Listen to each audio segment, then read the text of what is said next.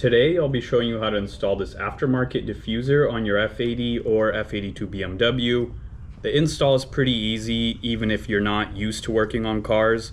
I have a link in the description to the specific kit that I used. This kit came with the diffuser, some tape, and some screws. The tools I used include a small microfiber towel, an 8mm, a drill, and an impact driver. You begin by removing the 8mm screws holding the OEM diffuser in place.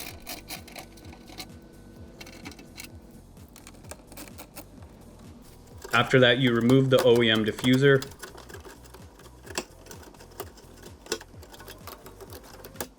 There are a few more bolts you need to remove on both sides to get the corner diffuser pieces on. The next step is to drill some small holes in the marked areas on the corner pieces.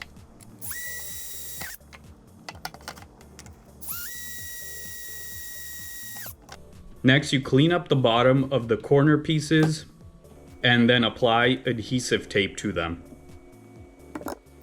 You can do a test fit after this and then remove the plastic covering the tape. The next step is to line the corner pieces up and use the screws that came with the kit to bolt it in place.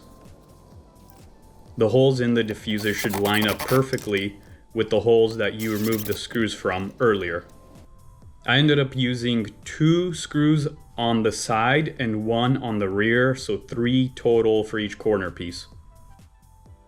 After you got the corner pieces on, you can begin working on the diffuser, which has a set of clips on top.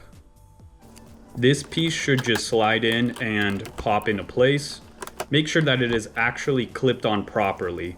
You shouldn't be able to easily just pull it back off. And that's it. I really like how this looks. Link to everything I used is in the video description. I also have several other simple DIY install videos like this one for you to check out.